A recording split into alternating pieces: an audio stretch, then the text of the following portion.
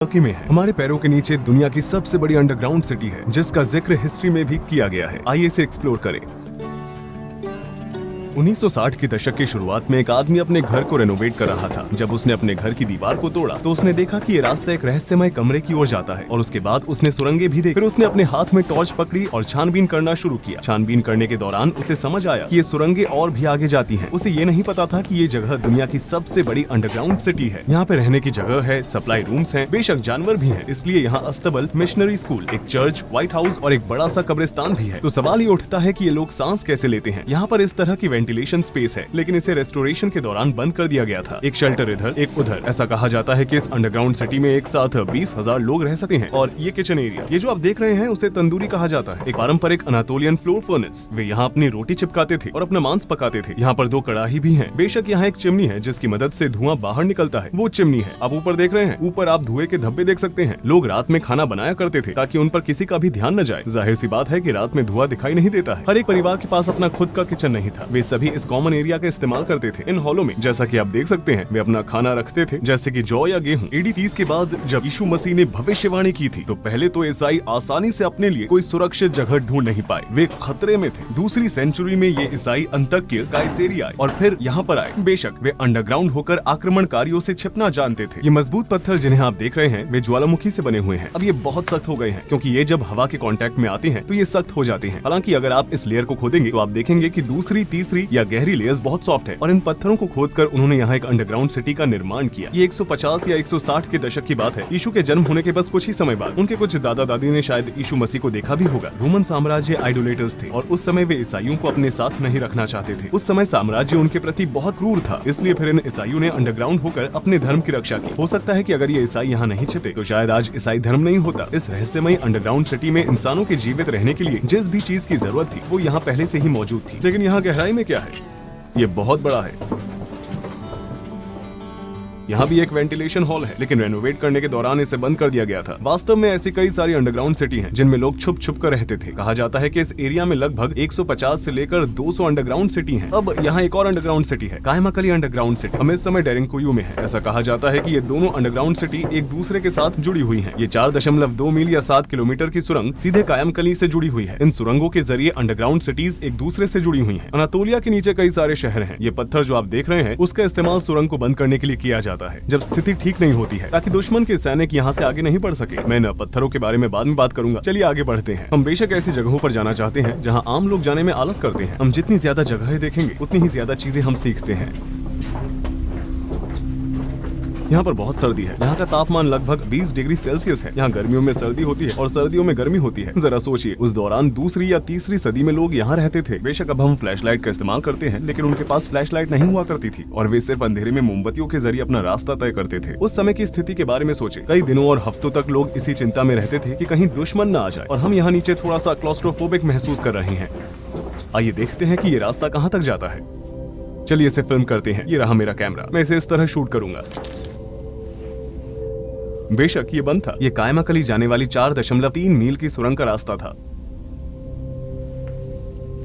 चलिए मैं आपको दिखाता हूँ कि यहाँ पर हवा इतनी साफ क्यों है। 180 फीट या 55 मीटर की हवादार चिमनी जो बाहर से जुड़ी हुई है, उसके नीचे पानी का कुआं हुआ करता था। क्योंकि ये ऑक्सीजन लेने का साधन था, इसलिए लगभग इसके चारों ओर सारे कमरे बनाए गए थे। यहाँ पर रह रहे लोग इस जगह पर पानी पीने और ताजी हवा लेने आते थे। दुश्मन किसी एक वेंटिलेशन पॉइंट को बंद न कर दे, इसलिए 10 से भी ज्यादा वेंटिलेशन वाली चिमनियां बनाई गई थी। अंडरग्राउंड सिटी की गहराई लगभग 280 फीट या 85 मीटर है। मॉडर्न बिल्डिंग्स में एक सामान्य रहने की जगह 2.5 मीटर होती है और रहने की जगहों के बीच की दीवारों की थिकनेस 1.5 मीटर होती है। अगर आप हर एक मंजिल की कुल ऊंचाई को 5 मीटर मानेंगे तो आप इस जगह को 17 मंजिल के बिल्डिंग के रूप में सोच सकते हैं, जिसे अंडरग्राउंड बनाया गया था। क्योंकि यहाँ की मंजिलों के बीच पत्थरों की थिकनेस बहुत ज्यादा है, इसलिए 85 मीटर में सिर्फ 8 मंजिल ही हैं। यहाँ जानबूझकर सुरंगों को पतला बनाया गया है ताकि दुश्मन यहाँ से गुजर न सके। मेरा मतलब है कि कोई भी सैनिक हथियार लेकर इसे आसानी से पार नहीं कर सकता है।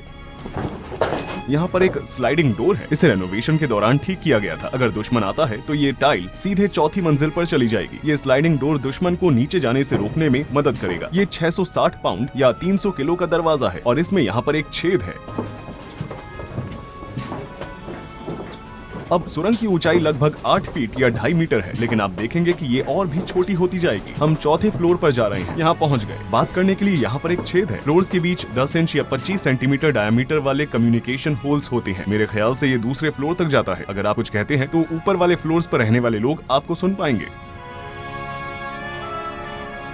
अब हम एक लंबी सुरंग से गुजरेंगे जो 7वीं मंजिल तक जाती है, या दूसरे शब्दों में -7। हमें ध्यान से चलना होगा ताकि हम फिसले नहीं। आप यहाँ छोटे छोटे कमरे देख सकते हैं। यहाँ एक और स्लाइडिंग डोर है। चलिए मैं आपको कुछ दिखाता हूँ। यहाँ पर एक छोटा सा कमरा है। वे इस भारी दरवाजे को पीछे से धक्का देते थे और चौथे फ्लोर से 7वें फ्लोर तक किसी को भी जाने से रोकने के लिए सुरंग को बंद कर देते थे। यहाँ पर सुरंगों का जाल भी बिछाया गया है। जब दुश्मन के सैनिक प्रवेश करेंगे तो वे इन सुरंगों से गुजरेंगे, लेकिन ये सुरंगें उन्हें कहीं पर भी लेकर नहीं जाएंगी और यहाँ सैनिकों की जान भी चली जाती थी। जब वे यहाँ पर आते तो वे पीछे से स्लाइडिंग डोर को बंद कर देते थे ठीक उसकी तरह और सैनिकों को खत्म कर देते थे। यहाँ तक कि आज की तारीख में भी एक आम सबवे बनाने में 4 से 5 साल का समय लगता है। 1800 साल पहले जब मॉडर्न टूल्स और मशीनें उपलब्ध नहीं थी और बिजली भी नहीं थी, तो इस जगह को कैसे बनाया गया था? सिर्फ खुदाई करने के लिए ही इसमें हजारों मजदूरों की जरूरत पड़ेगी। अंडरग्राउंड से ली गई रेत और पत्थरों का कुल वजन लगभग 5 मिलियन टन से भी अधिक हो सकता है। अब हम 7वीं मंजिल पर हैं। यहाँ पर एक चर्च बनी हुई है। जैसा कि आप देख सकते हैं कि यहाँ पर क्रॉस लगे हुए हैं। इसके अलावा इस जगह को भी क्रॉस शेप में बनाया गया है। यहाँ पर क्रॉस का बड़ा हिस्सा है और छोटा हिस्सा भी है। वे सिर्फ यहाँ पर प्रार्थना ही नहीं करते थे, बल्कि सीक्रेट मीटिंग्स भी करते थे। उन लोगों के बारे में सोचें, वे बाहर जाने से डरते थे और अंदर रहकर कैंडल के जरिए प्रार्थना करते थे। ईसाई यहाँ पर कई दिनों तक बिना उजाले के रहे। वे एक दूसरे के इतने करीब थे कि उन्होंने यहाँ बिना किसी और को देखे कई दिन गुजारे। इस फ्लोर पर एक कब्र कमरा भी है। ये सुरंग जो आप देख रहे हैं वो सीधे कब्रिस्तान की ओर जाती है। यहाँ शायद इस जगह का सबसे महत्वपूर्ण हिस्सा है। सदियों पहले यहाँ लाशें पड़ी रहती थी। लाशों को यहाँ से ले जाने से जल्द डिकम्पोज हो जाए और कोई भी बदबू न आए। वे उन्हें केमिकल्स के साथ दफनाते थे ताकि वो डिसॉल्व हो जाए। जाहिर है कि वे लाशों को नहीं जला सकते थे क्योंकि धुएं के बाहर निकलने के लिए कोई भी जगह नहीं है।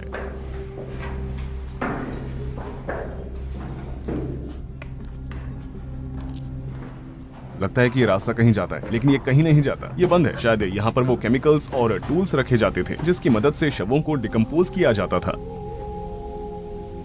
यहाँ पर एक पानी का कुआं है, लेकिन ये ऐसा कुआं है जो ऊपर से जुड़ा हुआ नहीं है। अगर दुश्मन के सैनिकों को पानी का कुआं मिल जाए तो वे क्या करेंगे? आपने ऊपर बड़ी वेंटिलेशन चिमनी देखी होगी। वे वहाँ से जहर फेंक सकते हैं और सारा पानी बर्बाद कर सकते हैं, क्योंकि ये सरफेस कनेक्शन के बिना वाला एक पानी का कुआं था, इसलिए इसमें से पानी पीना सुरक्षित था। अब हम आखिरी सुरंग में हैं, जो 8वीं मंजिल तक जाती है। बेशक ये जगह का आखिरी हिस्सा है जो हमारे लिए खुला है। इसमें ऊपर एक वेंटिलेशन चिमनी थी, 180 फीट 55 मीटर लंबी। जैसा कि मैंने बताया था, इसकी गहराई इतनी है। आप यहाँ पर कचरा भी देख सकते हैं। अब चलिए उन कमरों में चलते हैं जहाँ लोग रहते थे। आप देख सकते हैं कि यहाँ पर कितने सारे कमरे हैं। मेरा बैग सुरंग के ऊपरी हिस्से से टच हो रहा है। मैं इसे यहीं छोड़ दूंगा। हमें यहाँ पर थोड़ी सावधानी बरतनी चाहिए। इस वीडियो में मैं जो आपको जानकारी दे रहा हूँ वो जेनोफोन की एनाबेसिस किताब पर आधारित है। आइए आगे बढ़ते हैं और देखते हैं कि लोग कहाँ रहते थे। जो टूरिस्ट यहाँ पर आते हैं वो आमतौर पर इस जगह पर नहीं आते, क्योंकि यहाँ पर चढ़ना थोड़ा मुश्किल है और फर्श फिसलन भरा है। यहाँ पर छोटे छोटे कमरे हैं।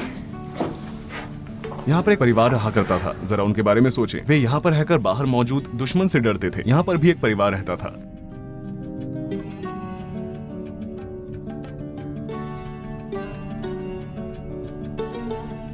यहाँ एक और छोटी सुरंग है। ये कहाँ जाती है?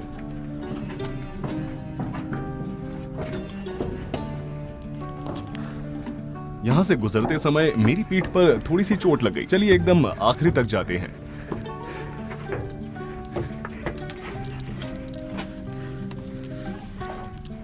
ये बंद है। चलिए नीचे चलते हैं।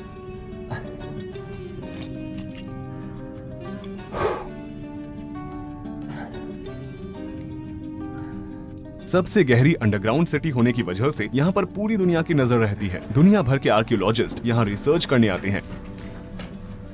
यहाँ पर एक बड़ा दरवाजा है। ये छेद जो आप देख रहे हैं ये इसलिए है ताकि जान सके कि दरवाजे के पीछे कौन है, या फिर इसका इस्तेमाल तीर चलाने या भाला फेंकने के लिए किया जाता था। हम इस वक्त खलिहान यानी बान में हैं। यहाँ जानवर हुआ करते थे। ये छोटे छोटे छेद हैं जहाँ जानवरों को बांधा जाता था। वे यहाँ अपने जानवरों को बांधा करते थे। ये वो जगह है जहाँ जानवर पानी पीते थे या खाना खाते थे, और यहाँ पर गर्द भी है।